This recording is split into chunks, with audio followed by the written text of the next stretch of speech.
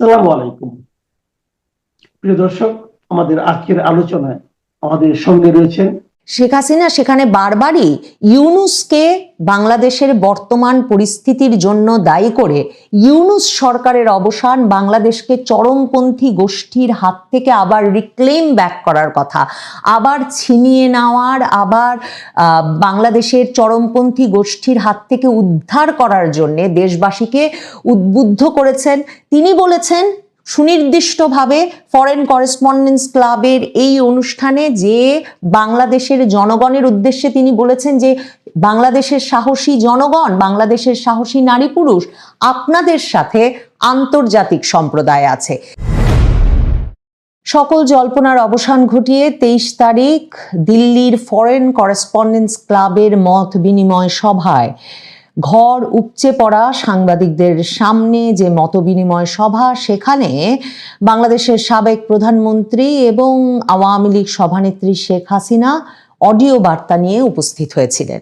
সেই অডিও বার্তায় তিনি বাংলাদেশের নারী পুরুষ, বাংলাদেশের সাহসী নারী পুরুষ, খেটে খাওয়া সৎ মানুষদের উদ্দেশ্যে বাংলাদেশকে ফেরত নেওয়ার জন্যে যে অন্ধকারতম সময় বাংলাদেশ পার করছে, যে নৈরাজ্যকর পরিস্থিতি বাংলাদেশ পার করছে, যে রক্তাক্ত অধ্যায় বাংলাদেশ পার করছে, এই শব্দগুলো নানাভাবে তিনি ব্যবহার করে বলেছেন যে এই ডার্কেস্ট আওয়ার পার করে বাংলাদেশকে আবারও সমৃদ্ধির পথে, উন্নয়নের পথে নিয়ে যাওয়ার জন্যে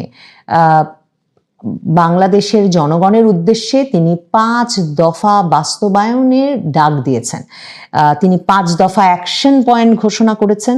তিনি বলেছেন যে বাংলাদেশটা একটা রীতিমতো বাংলাদেশের রক্তক্ষয় হচ্ছে, Bangladesh is bleeding and on edge of abyss, মানে একেবারে ধ্বংসের দ্বার প্রান্তে পৌঁছে গেছে বাংলাদেশ। শেখ হাসিনা এই অনলাইন অডিও বার্তায় বলেন যে বাংলাদেশের এমন একটা বিপর্যস্ত অবস্থা, রক্ত ঝরছে বাংলাদেশের, এবং মনে হচ্ছে বাংলাদেশ তার ইতিহাসের সবচেয়ে ভয়াবহ দুঃসময়টা এই সময়ে পার করছে।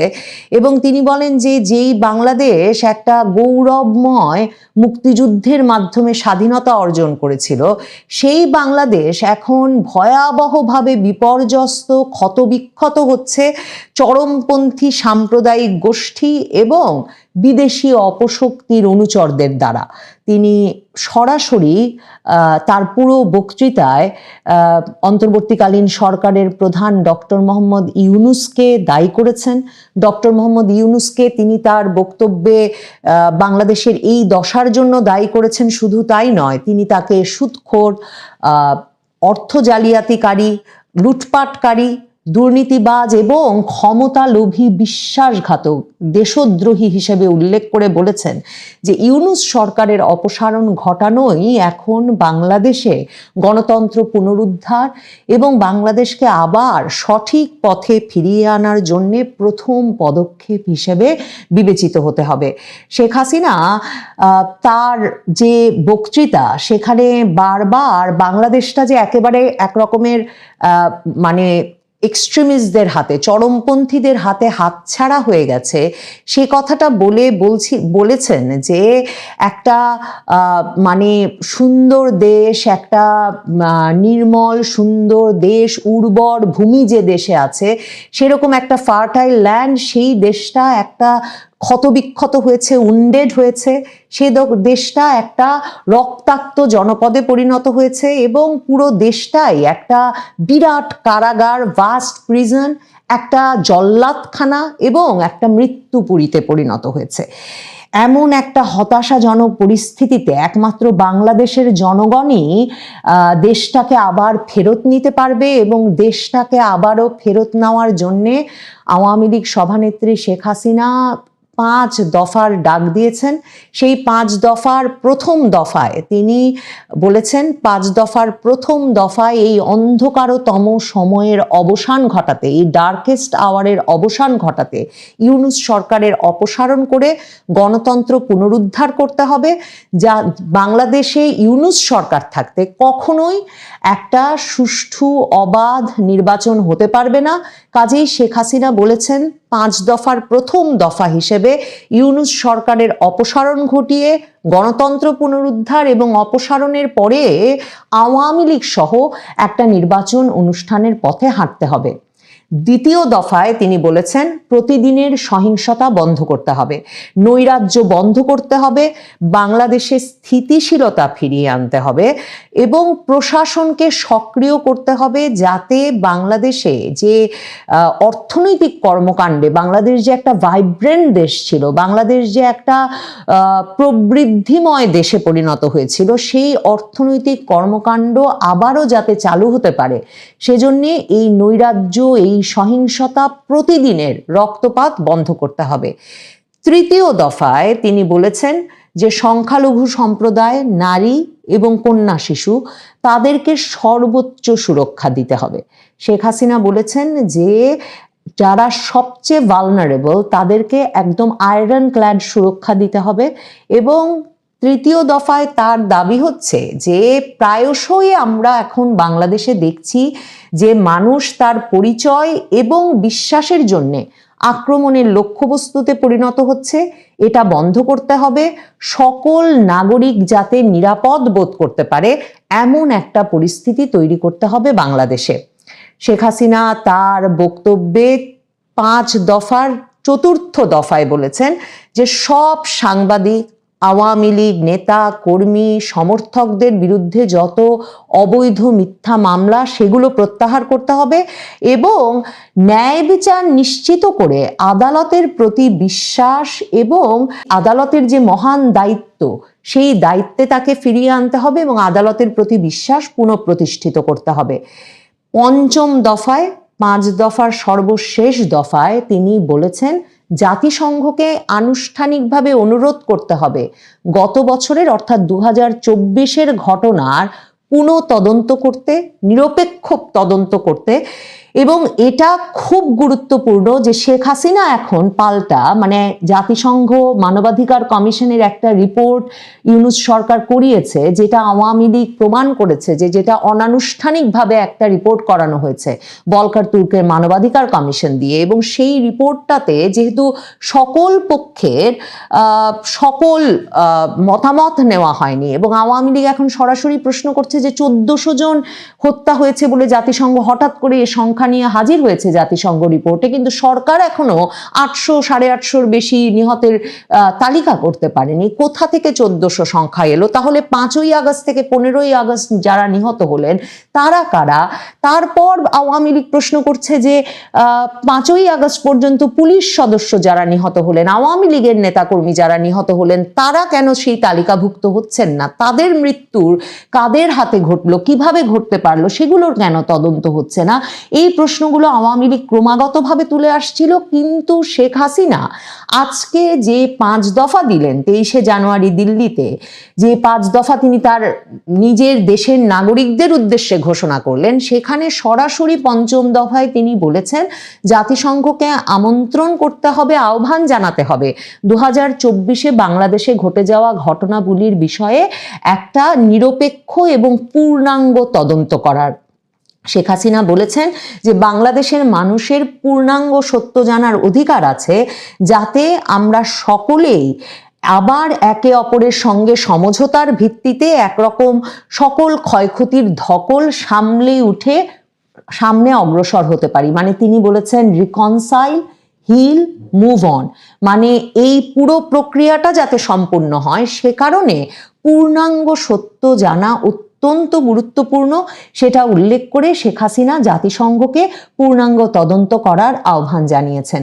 শেখ হাসিনা তার বক্তব্যে বলেছেন যে এই যে যেখানেই কান পাতা যায় সেখানেই লোকের এই যে ব্যাপক ধ্বংসযজ্ঞ চলেছে বাংলাদেশে, সেই ধ্বংসযজ্ঞের মধ্যে লোকে কোনো ক্রমে টিকে থাকার জন্য, বেঁচে থাকার জন্য ব্যাপক সংগ্রাম করছে। সেই আর্তনাদ বাংলাদেশের সর্বত্র কান পাতলেই শোনা যাচ্ছে। এবং তিনি বলেছেন যে বাংলাদেশের সর্বত্র লোকে জীবনের জন্যে, লোকে একটু স্বস্তির জন্য এখন আর্তনাদ করছে, heart rending screams for relief.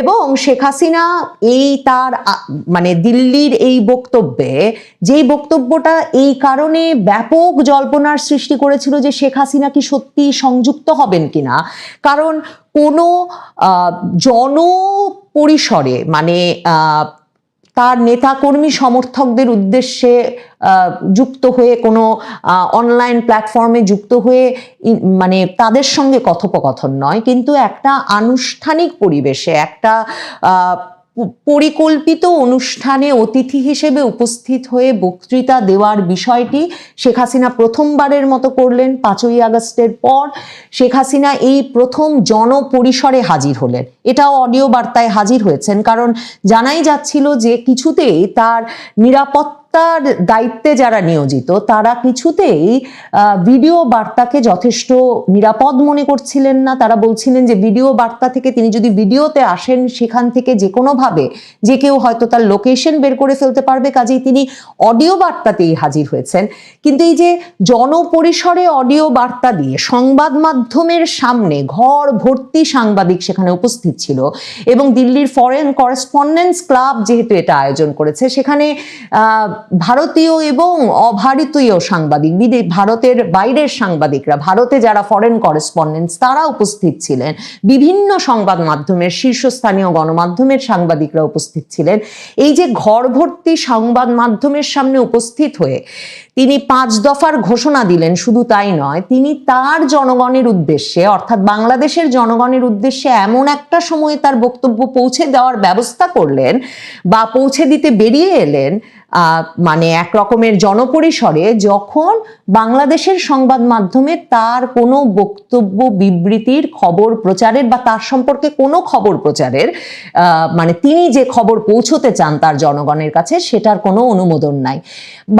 ভারতের শীর্ষস্থানীয় গণমাধ্যম, পৃথিবীর বিভিন্ন শীর্ষস্থানীয় গণমাধ্যমের মাধ্যমে জনগণের কাছে পৌঁছানোর একটা তরিকা হিসেবে, একটা উপায় হিসেবে শেখ হাসিনা যে এখন জনপরিসরে হাজির হওয়া শুরু করবেন তার একটা বার্তা পাওয়া গেল দিল্লিতে তার এই অনুষ্ঠানে উপস্থিত হওয়ার মাধ্যমে।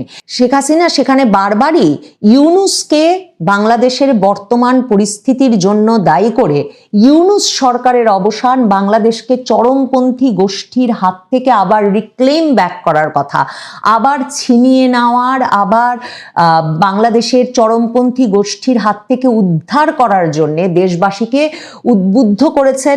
তিনি বলেছেন সুনির্দিষ্টভাবে ফরেন করেসপন্ডেন্স ক্লাবের এই অনুষ্ঠানে যে বাংলাদেশের জনগণের উদ্দেশ্যে তিনি বলেছেন যে বাংলাদেশের সাহসী জনগণ, বাংলাদেশের সাহসী নারী পুরুষ, আপনাদের সাথে আন্তর্জাতিক সম্প্রদায় আছে।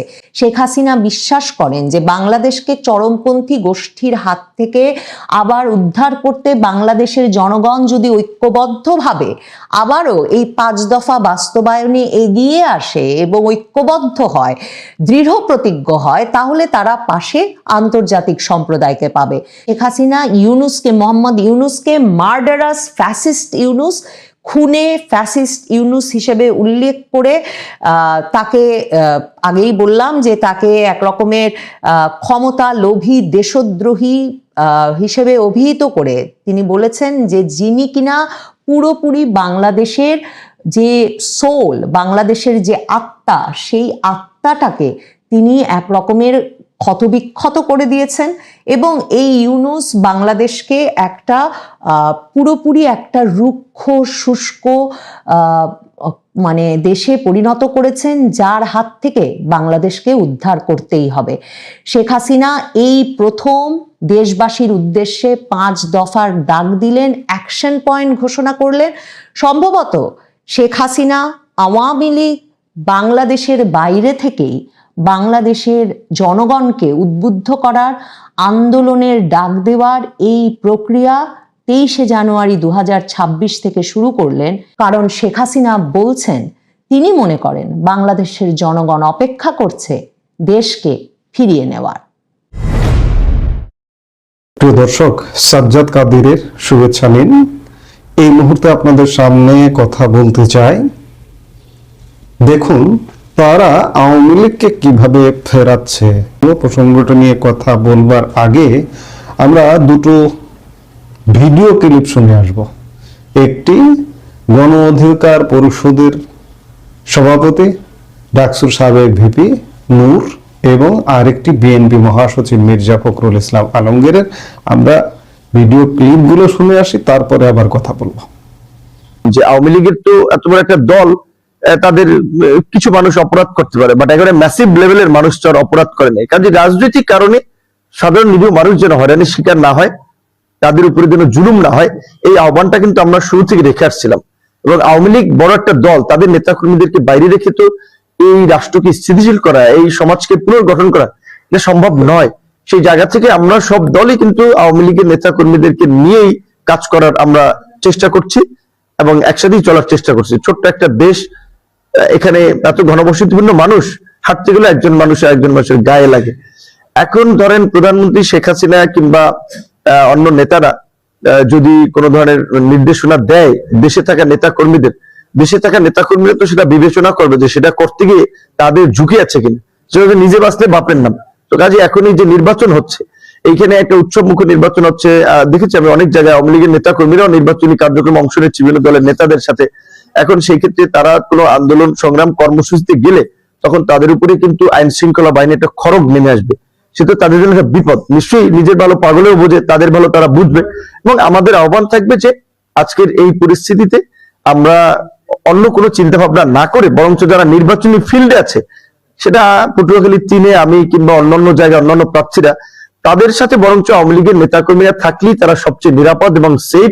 আমাদের হাসিনা আপদ চলে গেছেন ভারতে গেছেন, ভালো করেছেন যে এইখানকার যারা আপনার সমর্থক তাদেরকে বিপদে পড়েন শুনবেন, আমরা তাদেরকে জানাতে কোনো বিপদে পড়বেন না, আমরা আছি আপনাদের। দর্শক, এগুলো হচ্ছে ভোটের মাঠের দৃশ্য। এই যে ভোটটা হচ্ছে, এই ভোটটাতে আওয়ামী লীগের ভোট প্রার্থীর জন্য আওয়ামী লীগের প্রতি তাদের সুর নরম ভোটের রাজনীতিতে। এই যে দুজনের কথা শুনলেন, সেই দুইজনই কিন্তু ভয়ঙ্কর ভাবে মাইনকার চিপায়, একটা গ্রাম দেশের একটা ভাষায় বলা হয় যে মাইনকার চিপায় পড়ে গেছে। গণ অধিকার পরিষদের নূরও নির্বাচিত হয়ে আসতে পারবে কিনা সন্দেহ আছে, কারণ সেখানে বিএনপির একজন কেন্দ্রীয় কমিটির সদস্য তার প্রতিদ্বন্দ্বী স্বতন্ত্র প্রার্থী হিসেবে নূর পেয়েছে বিএনপি জোটের মনোনয়ন আছে পটুয়াখালী 3 আসনে। আরেকদিকে ঠাকুরগাঁয় যদি যান, ঠাকুরগাঁ 1 আসন সদর আসনে মির্জা ফখরুল ইসলাম আলমগীরও কিন্তু ভয়ঙ্কর বিপদের মধ্যে আছেন।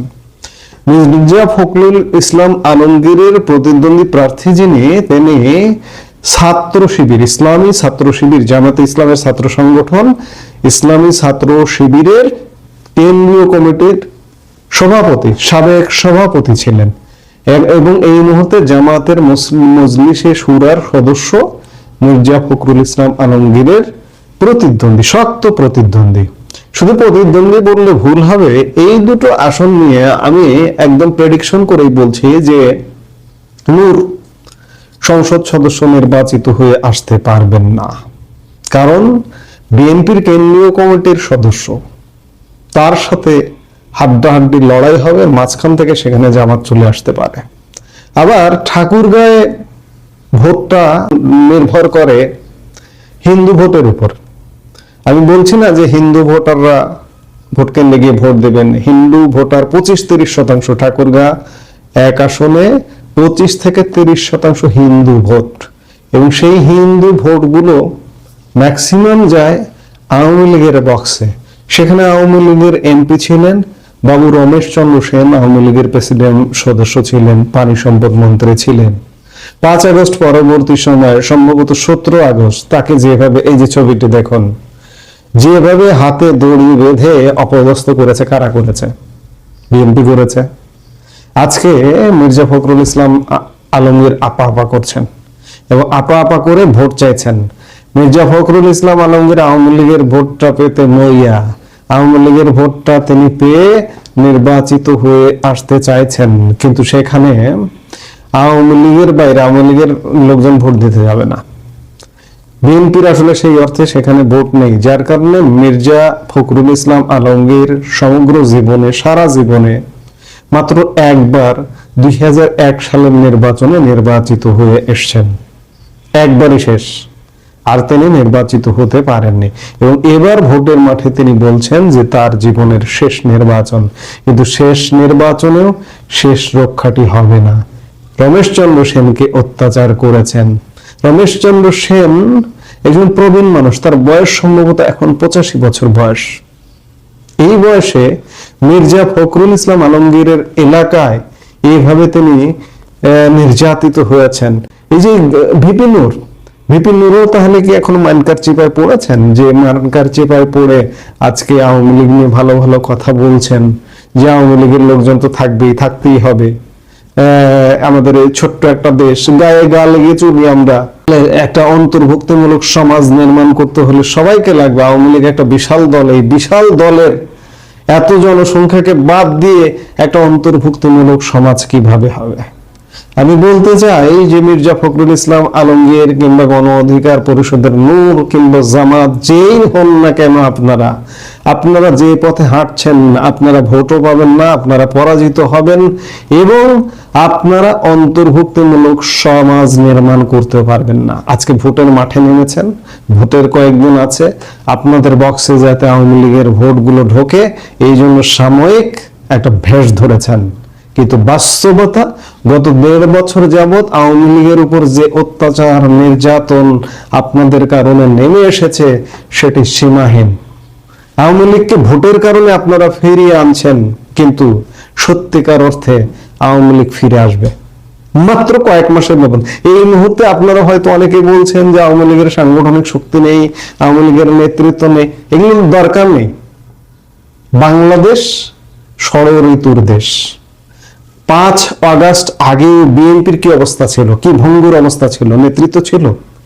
গত 19-20 বছর যাবৎ 2006 সালে ক্ষমতাচ্যুত হবার পর বিএনপির রাজনীতি কোথায় ছিল? নেতৃত্ব ছিল? কাজেই আজকে আওয়ামী লীগের মধ্যে অনেক হতাশা কাজ করছে যে এই মুহূর্তে নেতৃত্ব দেখা যাচ্ছে কিচ্ছু লাগবে না। দেখুন না, এই যে নির্বাচনটা যদি হয়ে যায়, এখনো হবে কিনা সন্দেহ আছে, যদি হয়ে গেলেও সেই সরকার কোনোভাবে টিকবে না। সেই সরকার টিকবার কোনো সূচক বলে না যে সরকারটি টিকে থাকতে পারবে। দেশ আরো, এই যে এখন অস্থিরতা আছে, বাংলাদেশের ইতিহাসে সবচেয়ে খারাপ শাসনের মধ্যে দেশ আছে। নির্বাচন পরবর্তী সময়ে খারাপটা আরো খারাপ হতেই থাকবে, কারণ খারাপ যদি একটা কিছু হতে থাকে সেটা অবনতি হতেই থাকে। উন্নতি হবার মতো মেডিসিন নেই বাংলাদেশের কাছে এই মুহূর্তে। যতক্ষণ না পর্যন্ত আপনি সব দলের অংশগ্রহণে নির্বাচন না করবেন ততক্ষণ পর্যন্ত উন্নতি হবে না। এই যে ভিপি নূর যে বললেন যে ছোট্ট একটা দেশ, এখানে সবাইকে নিয়ে আজকে তার কণ্ঠ থেকে বের হচ্ছে, কিন্তু আপনারা গত 1.5 বছরে যা করেছেন সেটি কিন্তু কল্পনাতীত। কাজেই নির্বাচন হতে পারে, নির্বাচন নাও হতে পারে, এখনো সংশয় আছে, সন্দেহ আছে, নানা রকম আন্তর্জাতিক সমীকরণ আছে। কারণ মার্কিন যুক্তরাষ্ট্র থেকে একটু নাড়াচড়া বোঝা যাচ্ছে। হঠাৎ করে আমি গতকালকের একটা ভিডিওতে বলেছি, আবারও বলছি, যে ভারত মার্কিন যুক্তরাষ্ট্র যদি সেটেল হয়ে যায় তাহলে বাংলাদেশের নির্বাচনের সমীকরণও কিন্তু পাল্টে যাবে, কিংবা নির্বাচন হয়ে গেল, কিচ্ছু যায় আসে না। আগামী মার্চ-এপ্রিল থেকে আওয়ামী লীগ পূর্ণোদ্যমে ফেরবে। আমি এই মুহূর্তে নেতৃত্ব, সাংগঠনিক কর্মসূচি বা আওয়ামী লীগের কোনো কিছু স্বচ্ছ নয়। তারপরে বলছি, প্রকৃতি আওয়ামী লীগকে আগামী মার্চ-এপ্রিল থেকেই ফেরাবে।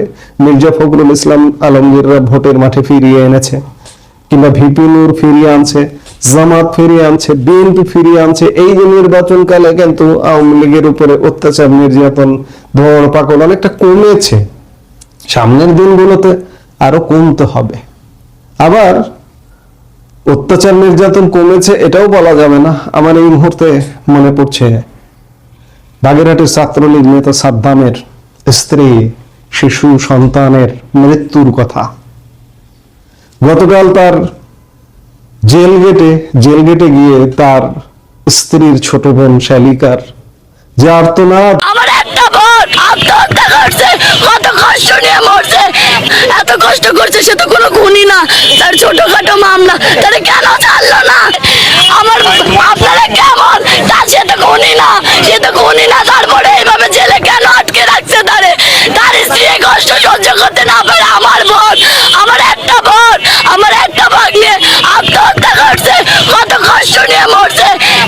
এই রাজনীতির কি এই বড় নাম হলো? এত এত কষ্ট করছে, সে তো কোনো খুনি না, তার ছোটখাটো মামলা, তাহলে কেন ছাড়লো না? কেন ছাড়লো না? কেমন আছে তোমার কাকা? আমার আমার ভাইয়া, তার আমি আমার দুলাভাই না, আমার নিজের ভাইয়ের চোখে দেখতো, সে তার কোনোদিন কান্দে দেখ। এই আর্তনাদ আমি যতবার শুনেছি আমার চোখ দিয়ে পানি বের হয়ে গেছে। আমি সাদ্দামকে চিনি না, আমি ছাত্রলীগ চিনি না, আমি কাউকে চিনি না, কিন্তু আবেগ বলে তো কিছু আছে, ইমোশন বলে তো কিছু আছে। প্রকৃতি কাচ্ছে, প্রকৃতি বিচার করবে। কারণ আওয়ামী লীগের উপর গত 1.5 বছর যে অত্যাচার অন্যায় হয়েছে, এই অন্যায়ের বদলা প্রকৃতিই দেবে। এই উপদেষ্টা পরিষদের কেউ হয়তো রক্ষা পাবে না। হ্যাঁ, হয়তো অনেকে বিদেশে পালিয়ে গিয়ে বাঁচতে পারেন, কিন্তু কেউ কেউ তো ধরা খাবেনি, ধরা পড়বেনি। সেগুলো সময়ের অপেক্ষা। কাজেই আওয়ামী লীগ ফিরবে, এতে কোনো সন্দেহ নাই। আজকে নানা রকম হতাশার ঘটনা আছে, কিন্তু সব হতাশা কাটিয়ে আওয়ামী লীগ এই 2026 সালে ফিরবে, এবং এই 2026 সালে আরেকটা নির্বাচনও হবে, এবং নির্বাচন হয়ে সেই নির্বাচনে প্রেক্ষাপট এমন ভাবে তৈরি হয়ে গেছে যে আওয়ামী লীগের বিজয় হয়তো কেউ ঠেকাতে পারবে না। এখন আজকে বগল বাজাচ্ছেন, নির্বাচন করছেন একতরফা ভাবে, কিন্তু ভাই আপনি তো অন্তর্ভুক্তিমূলক সমাজ গড়তে পারবেন না। ভিপি নূর যেটা বললো, 50% উপরের মানুষকে বাদ দিয়ে আপনি কিভাবে, আপনি তাদেরকে বঞ্চিত করে কিভাবে গড়বেন? পারবেন না। কাজে আওয়ামী লীগ ফিরবে, আওয়ামী লীগ ফিরতে হবে, আওয়ামী লীগ আসতেই হবে, এছাড়া বিকল্প কোনো উপায় নেই। জাস্ট সময়ের অপেক্ষা। কষ্ট হচ্ছে আওয়ামী লীগের মানুষের, কিন্তু এই কষ্ট, এই আধার কেটে যাবে।